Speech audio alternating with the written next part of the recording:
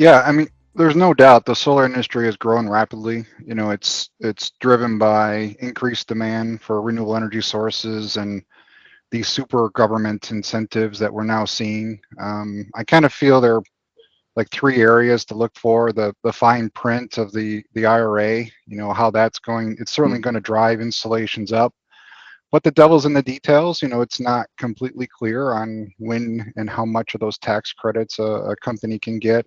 I am on the one of the working groups with SIA for the IRA. We've been more focused on um, the definitions around how you pay wages for the prevailing wage rates and on the apprenticeship programs that are mandatory to receive some of these tax credits.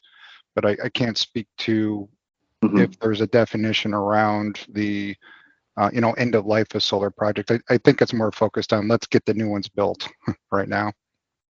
From the perspective of the tax credit, I mean, if you follow the rules, you can receive up to 30% credit, which is phenomenal. That's going to fuel the growth. But if you mess something up, it's going to be maybe 6%. So there's this huge delta between getting it right and getting it wrong that could cost companies, CNI or utility projects, millions of dollars. Luckily there's a good faith clause in the act that in the legislation that allows companies to make a mistake for misinterpreting the rules because they are pretty gray right now. But there's also, on the flip side, there's a very punitive damage if you try to manipulate them.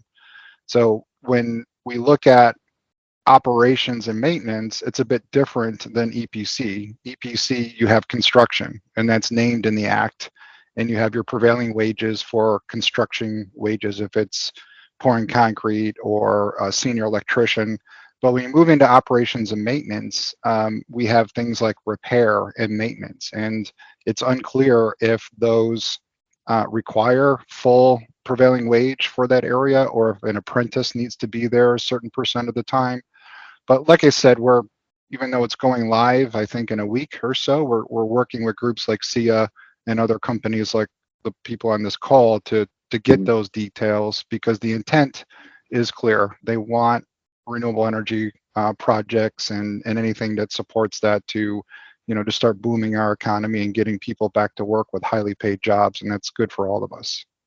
Right now, we're working directly with the U.S. Treasury to understand the law, and then we've prepared several documents to them asking for clarification. Like, what do you mean by repair? Mhm. Is a corrective visit for a operating solar plant considered a repair, or is that considered maintenance? And then how do we account for those, and how do we build the apprenticeship programs if required on the operations and maintenance side? So we're still helping them because they're not necessarily experts in our industry. So we have a lot of people that are like, well, what about this specific thing around repairs or optimization versus the construction piece? And they've been very responsive to us. And again, it seems as though we're moving quickly, and we should have those clear definitions here soon.